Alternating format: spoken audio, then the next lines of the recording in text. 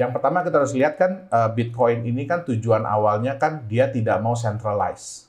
Ya. Dia ingin menciptakan suatu sistem yang decentralized.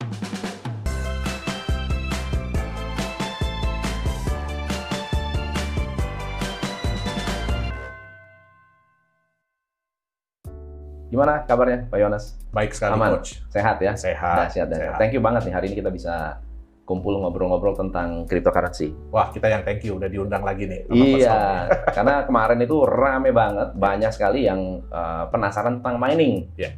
Banyak sekali yang mau tanya kalau mining itu menguntungkan atau tidak, modalnya berapa. Nah, kayaknya kita perlu bahas tentang mining kripto itu menguntungkan, mitos atau fakta. Yeah. Nah, itu saya silakan Pak Yones. Nah, jadi mungkin sebelumnya kita harus tahu dulu, Coach. Ya. Apa sih mining itu yang apa disebut? Itu mining? Ya, apa sih yang disebut dengan menambang di dunia kripto? Ya. Ya, jadi kalau menambang di dunia kripto itu bukan seperti kita nambang mineral ya, bukan seperti kita nambang emas, nambang batu bara gitu, bukan. Dia lebih menggunakan komputer. Jadi lebih menggunakan alat-alat untuk menghitung. Oke. Nah, bentuknya bisa bermacam-macam. Ya, jadi kalau ada GPU itu sebenarnya adalah alat untuk memproses gambar kalau di komputer, ya, graphic processing unit. Nah, tapi terakhir-terakhir ini ya karena kemampuan dari GPU itu untuk menghitung itu besar, jadi akhirnya banyak digunakan untuk mining. Nah, atau mulai ada alat yang dikembangkan untuk dedicated untuk mining. Jadi memang khusus dikembangkan untuk mining itu sendiri. Itu yang lebih dikenal dengan ASIC. Ya, nah. Jadi mining itu sendiri sebenarnya adalah kita menyediakan sarana bagi sebuah aset kripto untuk membantu memproses transaksi. Jadi lebih untuk menghitung ke transaksi-transaksinya. Nah, jadi mining itu ya kalau sekarang kita mining ya, jadi ada bisa dua hal yang bisa kita dapatkan ya, terutama kalau kita contohnya kalau kita mining Bitcoin. Nah, apa yang kita dapatkan? Jadi setiap kali alat kita atau kitanya itu berhasil memproses data, kita akan mendapatkan reward. Nah, dibayar lah ya. Dibayar istilahnya. Dibayarnya pakai Bitcoin. Dibayar pakai koin tersebut, betul, oleh aset kripto tersebut. Nah, dibayar ini dalam dua bentuk. Yang pertama adalah koin baru yang keluar. Jadi aset baru yang keluar. Nah, itu mungkin orang bilang gini ya, Bitcoin itu kan maksimum nanti jumlahnya 21 juta. Nah, kenapa? Karena setiap kali ada blok yang terbentuk, itu sistem akan memberikan reward dalam bentuk koinnya itu sendiri, jadi Bitcoin itu sendiri. Dan yang kedua adalah, kalau kita transfer, kita melakukan transaksi, itu kan ada fee. Jadi sama kayak kalau kita transfer bank, apalagi kalau antar bank itu ada fee. Nah, fee ini, biaya-biaya ini dikumpulkan. Biaya yang terkumpul dalam satu blok, itu yang akan diberikan kepada miners yang mendapatkan blok tersebut. Jadi ada dua reward, itu dia. Baik. Nah, sebenarnya konsep mining ini kenapa harus mining? Kenapa nggak pakai komputer sendiri? Kan Bitcoin bisa memproses sendiri. Buat apa butuh miners di luar sana? Jadi gini, yang pertama kita harus lihat kan Bitcoin ini kan tujuan awalnya kan dia tidak mau centralized. Dia ingin menciptakan suatu sistem yang decentralized. Jadi sistem decentralized itu artinya tidak ada pusatnya. Nah, tidak ada sistem yang nomor satu. Ada sistem yang nomor satu. Betul. Semua sistem itu equal. Jadi kita harus bedakan antara sistem decentralized ya dengan semi-centralized. Jadi kalau semi-centralized itu biasanya ada komputer pusat, terus ada komputer-komputer cabang. Jadi ada server-server cabang. Nah, ini tetap intinya adalah dia centralized. Kenapa? Karena yang pusat ini yang pegang peranan paling penting. Nah, tapi kalau di sistem decentralized, itu semua komputer yang terhubung, itu mereka punya hak yang sama. Ya, jadi nggak ada yang ini nomor satu, gitu. Nggak ada. Nah, sekarang kalau kita bayangkan nih, Coach ya, kalau di dunia perbankan, ya, kalau Coach kirim uang nih, yang menyatakan bahwa, oh ya, Coach Tom punya dana sekian, layak untuk ditransfer ke si A. Itu sistemnya siapa? Central bank. Central bank, betul. Sistem dari bank tersebut. Nah, artinya apa? Bank tersebut kan harus mengeluarkan dana. Harus membuat infrastruktur. Ya kan? Untuk menyediakan alat yang bisa membantu menghitung. Nah, sekarang Bitcoin ini kan dia mau bikin decentralized. Nah, yang namanya Satoshi Nakamoto pun dia nggak mau muncul, dia nggak mau terlihat kan di awal. Nah, jadi bagaimana caranya sistem decentralized ini bisa terbangun? Ya, artinya apa? Dia harus memberikan kesempatan kepada orang-orang lain yang mau menjalankan fungsi dari bank tadi. Ya, jadi menjalankan fungsi dari bank tadi. Nah, tentu saja kan berarti orang itu kan harus keluar modal. Betul. Ya kan? Paling nggak dia harus beli komputer kalau dulu ya. Kalau dulu tuh Costom cukup pakai komputer biasa pun, ya? Betul, bisa. Pakai flash disk. Nah, ya, cukup pakai komputer biasa udah bisa mining. Kenapa? Karena jumlah orang yang mining kan sedikit. Iya. Jadi tingkat kesulitannya itu belum tinggi. Iya. Nah, jadi kalau orang-orang itu mengeluarkan dana, terus yang kemudian kan bayar listrik, Costom. Betul nggak? Mereka harus bayar listrik. Nah, sekarang bagaimana orang-orang ini tertarik untuk mining? Ya berarti harus dikasih reward. Tapi kan nggak mungkin Satoshi Nakamoto terus kirim uang gitu kan, kirim uang ke setiap miners gitu kan, transfer gitu, US dollar atau Indonesian rupiah gitu kan, ya berarti udah nggak sesuai dengan pakemnya lagi dong. Nah akhirnya oke lah, jadi dari sistem itu dikeluarkanlah reward dalam bentuk koin yang ada. Ya kalau dulu mungkin ya miners itu berharap semoga suatu saat apa yang didapatkan ini naik ada nilainya. Nah, itu dia. Jadi sebenarnya adalah reward bagi mereka yang mau menjalankan sistem tersebut. Intinya dia bekerja memverifikasi transaksi tersebut diakui. Betul. Dia sebenarnya menghitung. Ya, blok itu dia harus akan menjadi satu motivasi kalau terbentuk blok dan jatuhnya ke miners tertentu. Betul. Dia akan dapat reward. Rewardnya berupa Bitcoin. Ya. Nah, tapi kenapa istilahnya mining?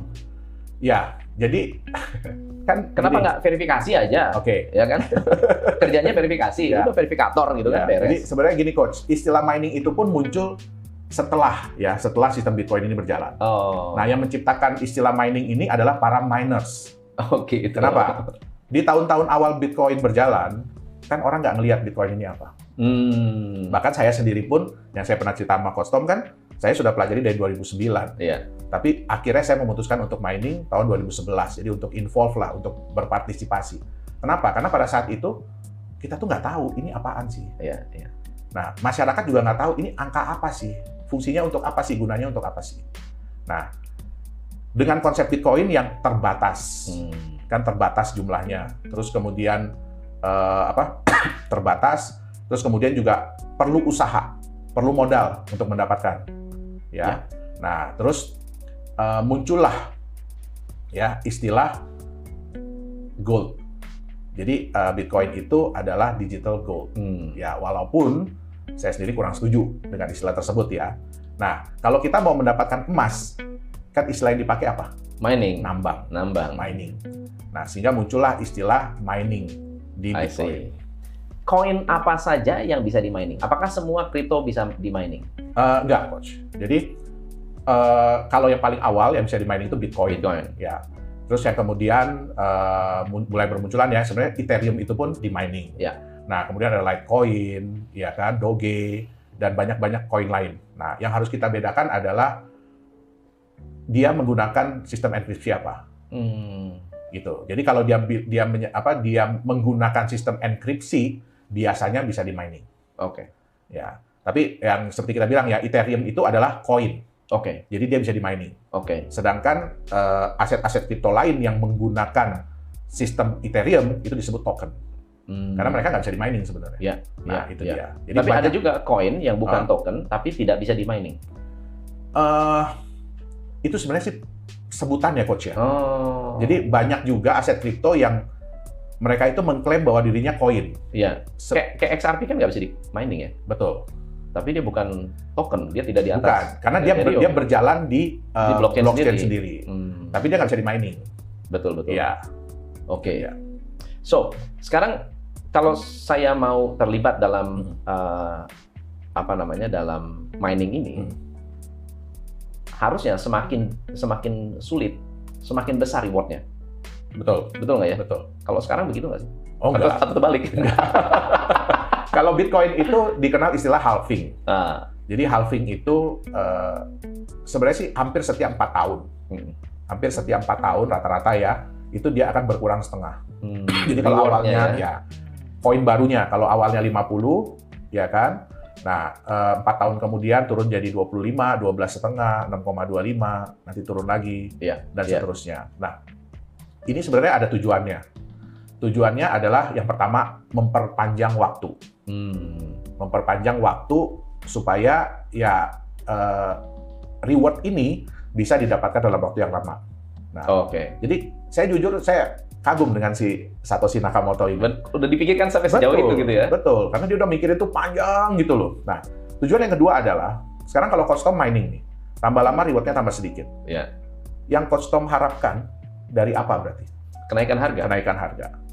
Jadi otomatis para miners nggak mungkin mau dong. Betul. Kalau harganya rendah. Betul. Betul nggak? Nah, kenapa? Kalau harganya rendah ya mau nggak mau matiin mesin. Benar. Nah, itu terjadi pada tahun 2018 kalau saya nggak salah, 2018-2019. Itu pada saat Bitcoin itu rendah, titik terendah ya. Nah, itu kita bisa lihat bahwa banyak miners yang akhirnya memutuskan untuk matiin mesin. Termasuk saya. Nyerah. Ya, karena mesin jalan terus, rewardnya dikit. Listrik jalan terus, rewardnya tambah sedikit, harganya nggak naik-naik. Nah, jadi ya itu salah satu konsekuensi dari kita mining. Itu dia. Nah, terakhir ya, pertanyaan terakhir yang cukup banyak menjadi pertanyaan, walaupun ini masih panjang ya, masih jauh ya. Andai kata seluruh Bitcoin sudah memenuhi kuotanya 21 juta, miners tidak dibutuhkan. Masih dibutuhkan. Tetapi kan rewardnya sudah sangat kecil sekali. Betul, miners itu masih dibutuhkan. Jadi ada paradigma yang salah. Ya, paradigma yang salah bahwa, wah, kalau nanti Bitcoin sudah habis, sudah terkeluar semua 21 juta, miners stop. Iya, nggak perlu miner lagi. Kan? Atau blok baru tidak akan terbentuk. Betul. Ya, salah. Jadi, walaupun sudah keluar habis 21 juta Bitcoin, tapi blok itu tetap akan terbentuk. Walaupun koinnya udah keluar semua. Ya, blok tetap akan terbentuk. Tapi reward dalam bentuk koin barunya sudah nggak ada. Sudah nggak ada. Nah, selain tadi yang saya bilang, selain dari reward koin baru, ada fee transaksi. Nah, fee transaksi dipotong dari yang melakukan transaksi. Betul, fee transaksi.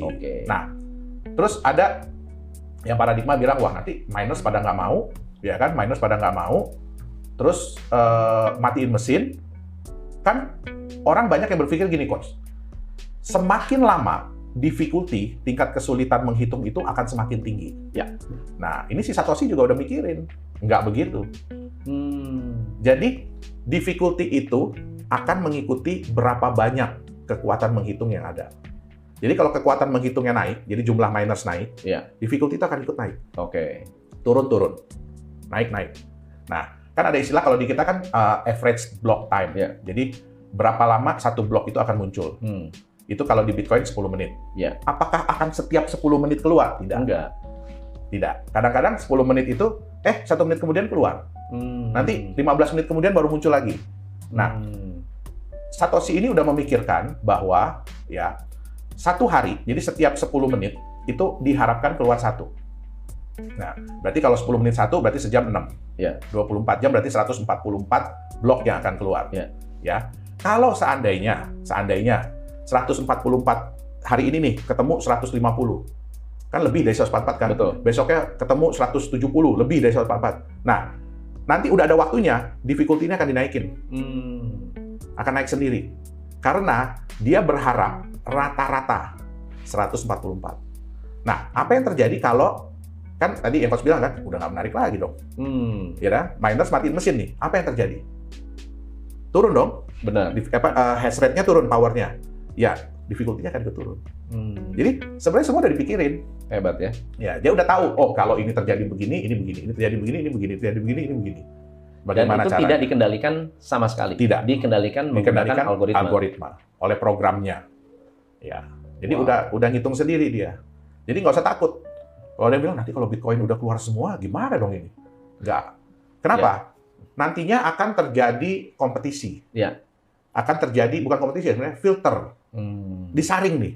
Siapa orang yang memang benar-benar menjalankan misi Bitcoin atau hanya mencari keuntungan. Benar, benar. Nah, toh kalau nanti orang pada matiin mesin, kan lumayan coach. Power menurun, transaksi banyak, terus kemudian persaingan sedikit. Benar. Ya udah, jadi biaya turun, ya kan? Toh cover juga, tinggal siapa yang survive belakangan. Benar, benar. Jadi nggak usah takut, walaupun nantinya nggak ada yang mining lagi nih, udah mati nih. Terus Coach Tom punya CPU di rumah nih nganggur ya, Coach Tom nyalain aja. Terus dedicate itu komputer sebagai miners, jalan lagi Bitcoin-nya. Walaupun dengan sumber yang seadanya. Jadi itu semua sebenarnya sudah dipikirkan. Jadi kembali ke 20 tahun yang lalu. 10 kan? 10 tahun yang lalu. 20 tahun yang lalu. Sebelum Bitcoin ada maksudnya? Iya. Nah, jadi tetap berjalan. Jadi nggak usah takut. Oke. Nah, kalau gitu besar nggak sih modal untuk mining? Kita bahas di sesi berikutnya ya? Siap. Oke. Siap. Teman-teman, kalau Anda merasa ini adalah hal yang bermanfaat, komen. Dan pertanyaan-pertanyaan apa yang ingin Anda ajukan, silahkan komen di channel ini. Dan kita harus thank you kepada Pak Yohanes. Next time kita bahas tentang berapa besar sih modal untuk mining dan worth it atau tidak. Oke? Sampai ketemu.